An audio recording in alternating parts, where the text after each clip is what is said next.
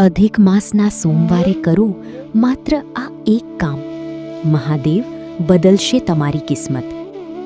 નમસ્કાર મિત્રો, શું તમે જાણો છો કે અધિક માસમાં આવતો સોમવાર સામાન્ય દિવસ નથી? શાસ્ત્રોમાં આ સમયને ભગવાન વિષ્ણુ અને ભગવાન શિવની વિશેષ કૃપા મેળવવાનો સમય માનવામાં આવે છે. કહેવાય છે કે આ દિવસોમાં કરેલી ભક્તિ, દાન અને જપનું ફળ અનેક ગણું વધી જાય છે. પરંતુ પ્રશ્ન એ છે કે અધિક માસના સોમવારે એવું કયું કામ કરવું જોઈએ જેનાથી મહાદેવ પ્રસન્ન થાય? જવાબ છે ભગવાન શિવના નામનું જપ. મિત્રો, દુનિયામાં દરેક વ્યક્તિ કોઈને કોઈ ચિંતા લઈને જીવે છે. કોઈને પૈસાની તકલીફ છે, કોઈને નોકરીની ચિંતા છે, કોઈને પરિવારની સમસ્યા છે, તો કોઈને સ્વાસ્થ્યની. પણ શાસ્ત્રો કહે છે કે જ્યારે માણસ પોતાના મનથી મહાદેવનું સ્મરણ કરે છે ત્યારે તેની અંદર નવી શક્તિ અને શાંતિનો જન્મ થાય છે. અધિક માસના સોમવારે વહેલી સવારે સ્નાન કરીને ભગવાન શિવના મંદિર જાઓ.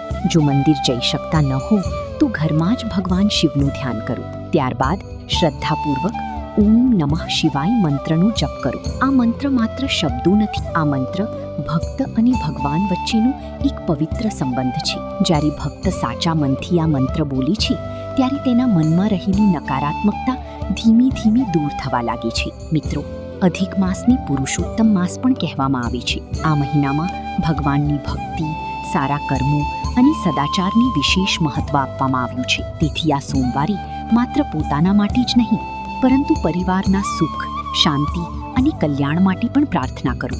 યાદ રાખો, મહાદેવને વૈભવ કે દેખાવની જરૂર નથી. તેમને માત્ર સાચી શ્રદ્ધા અને નિર્મળ હૃદય જોઈએ છે. કહેવાય છે કે જે ભક્ત અધિક માસના સોમવારે ભક્તિભાવથી મહાદેવનું સ્મરણ કરે છે તેના જીવનમાં સકારાત્મક પરિવર્તન આવવાની શરૂઆત થાય છે. ભલે પરિણામ તરત ન દેખાય, પરંતુ ભક્તિથી મળતી શાંતિ અને આત્મવિશ્વાસ જીવનની નવી દિશા આપે છે. તો મિત્રો, આ અધિક માસના સોમવારે થોડો સમય મહાદેવને જરૂર આપજો. કદાચ આ નાનો પ્રયાસ તમારા જીવનમાં મોટો બદલાવ લાવવાનો આરંભ બની શકે. હર હર મહાદેવ. જો તમને આ માહિતી પસંદ આવી હોય તો વિડીયોને લાઈક કરો, ચેનલને સબસ્ક્રાઇબ કરો અને કોમેન્ટમાં હર હર મહાદેવ જરૂર લખજો.